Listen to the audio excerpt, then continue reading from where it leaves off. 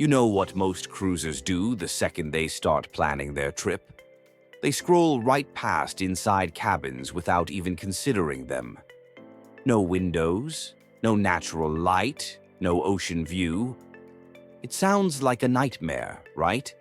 Like being stuck in a closet while everyone else is living their best life on the open seas. But here's what I've discovered after booking more than 30 cruises and saving literally thousands upon thousands of dollars in the process. Inside cabins aren't just a budget option. They're actually one of the smartest, most underrated decisions you can make as a cruiser. And if you're enjoying this video so far, I'd really appreciate it if you could hit that like button and subscribe to the channel. It helps me keep bringing you these honest cruise tips that actually save you money. Now, I know what you're thinking. Inside cabins sound terrible. They sound cramped, dark, and depressing. But stick with me here because what I'm about to share might completely change how you book your next cruise. These rooms aren't glamorous. They're never going to be featured in a cruise brochure with golden sunset lighting. But they've allowed me to cruise more frequently, travel to more destinations, and genuinely enjoy my vacations without the constant weight of buyer's remorse hanging over my head. Today, I'm breaking down exactly why I choose inside cabins every single time, even when I could easily afford something more expensive. And trust me, there are perks to these rooms that most people never even think about. I'm also going to tell you about the time I splurged on a balcony upgrade, and it completely backfired in ways I never saw coming. So let's dive right in. Here's the thing nobody wants to admit out loud. If I didn't book inside cabins, I probably wouldn't be able to cruise even half as much as I do now. That's not an exaggeration. That's not me being cheap. That's just basic math. These rooms have genuinely saved me thousands and thousands of dollars over the years, and while most people are draining their wallets on ocean views and private balconies that they'll use maybe twice during the entire cruise, I'm stretching my travel budget like a rubber band and booking double the number of trips. Let me give you a real example. I was comparing two identical sailings once. Same exact ship, same exact itinerary, same departure date. The only difference? Cabin type. The inside cabin was $900 cheaper than the balcony. $900. Do you know what you can do with $900 on a cruise? You can book an entire package of Caribbean shore excursions. You can upgrade your flights. You can get the unlimited drink package and still have money left over. All of that just because you chose a room you'd barely spend time in anyway. And here's something most cruisers have no idea about. There's a trick to saving even more money after you've already booked. It's called repricing, and it's one of the best-kept secrets in the cruise world. Basically, cruise prices fluctuate all the time. They go up, they go down, sometimes dramatically. If you book early and keep an eye on the price, you can often rebook at a lower rate before a final payment is due. I've personally saved hundreds of dollars using this strategy, and sometimes I didn't even have to lift a finger because the cruise line automatically adjusted my fare. It's like getting a refund without asking for one. Most people think inside cabins are a downgrade, a compromise, a sacrifice you make because you can't afford anything better. But that's completely backward. Inside cabins aren't a downgrade, they're a strategy. They're a deliberate choice that lets you prioritize experiences over square footage. And once you understand that, everything changes.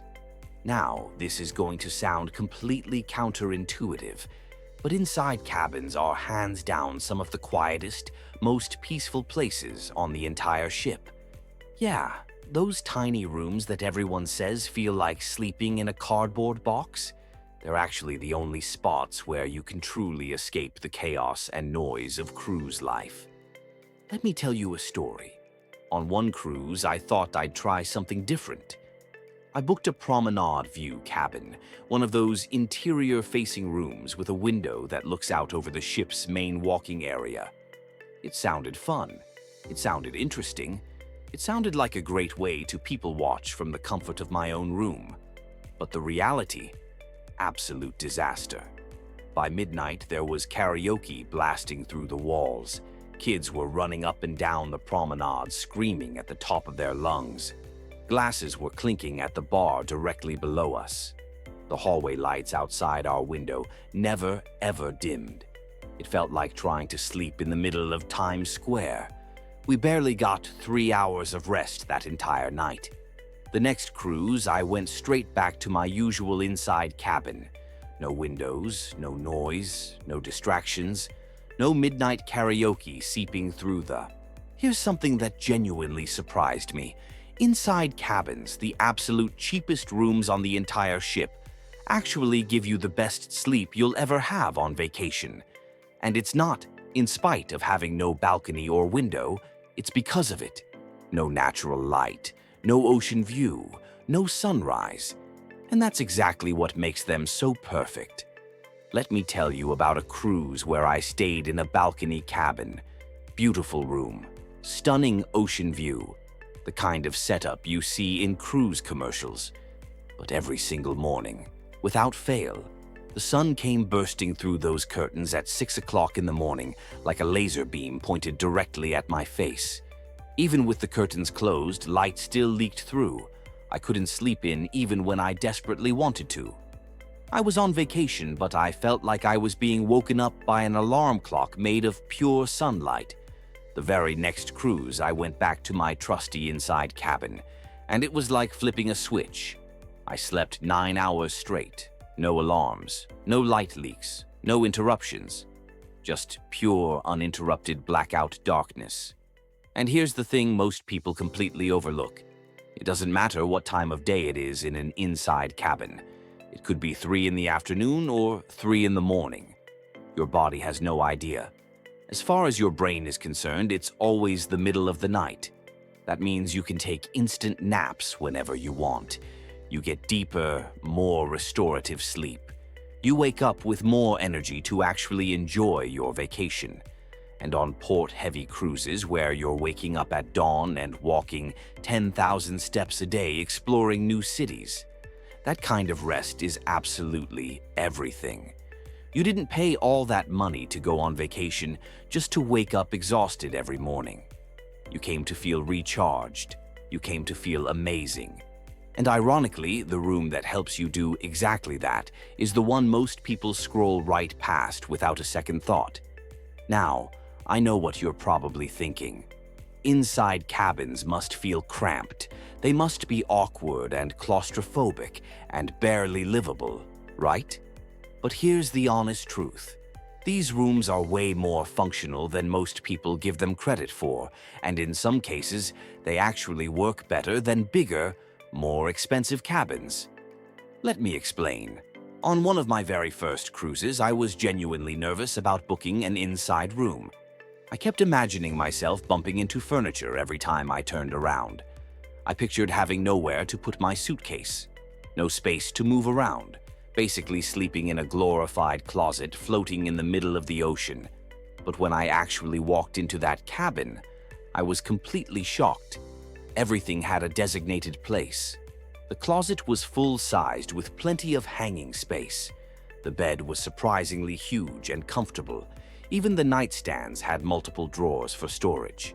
The vanity doubled as a workspace, and there was hidden shelving built into the walls that I didn't even notice at first glance.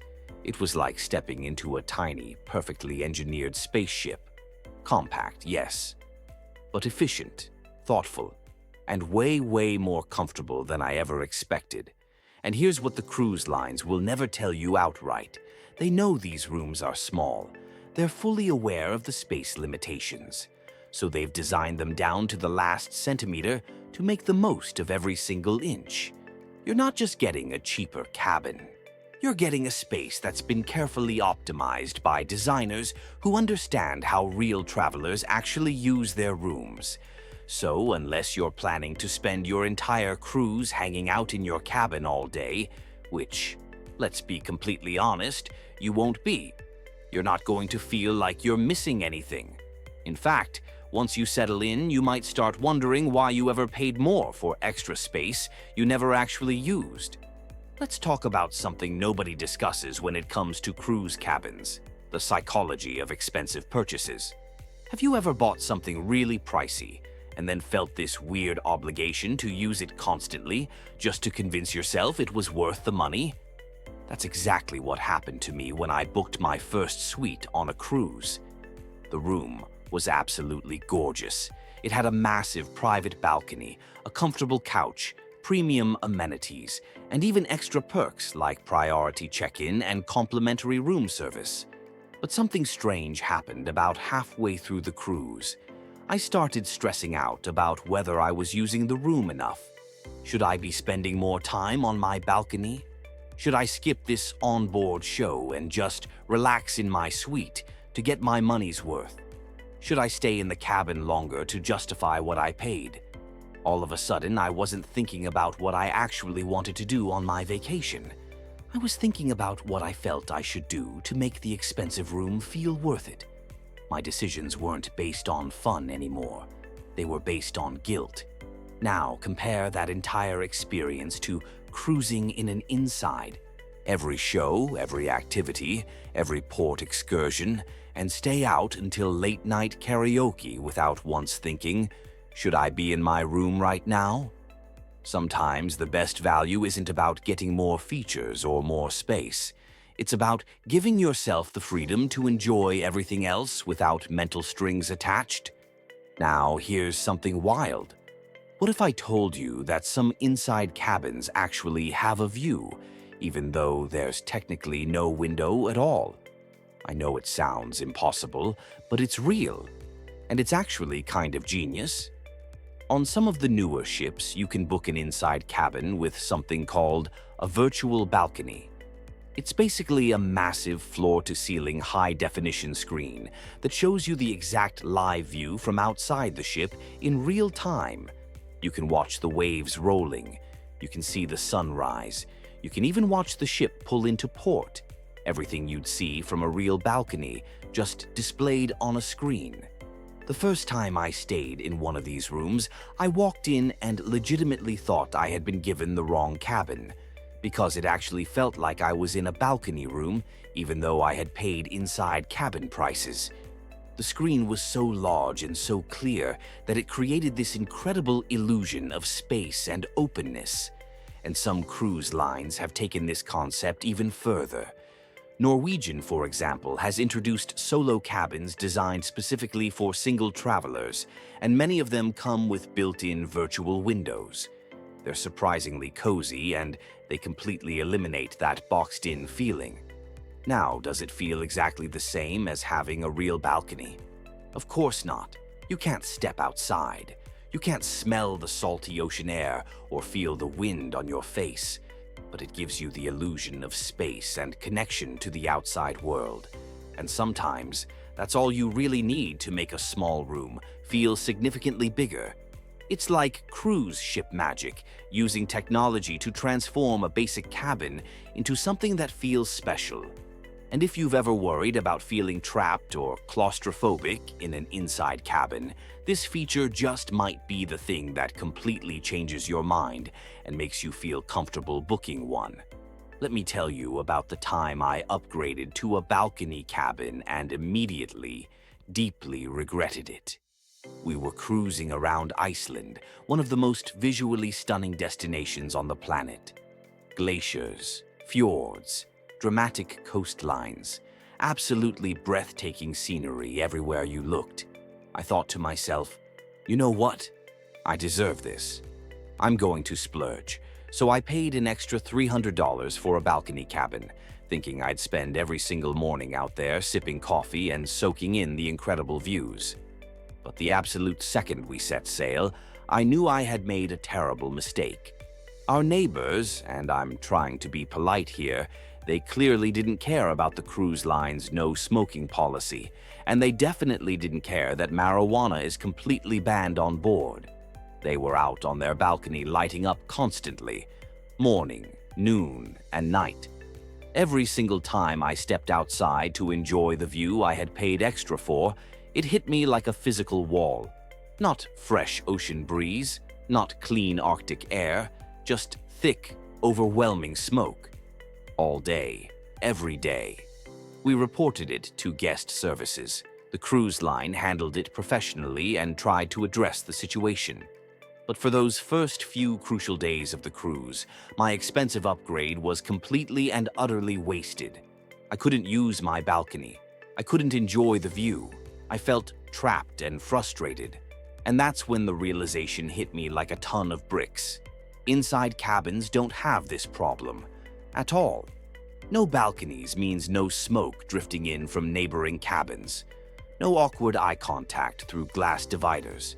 No worrying about what your neighbors are doing 5 feet away from you. Just solid walls, soundproof, problem-free, private.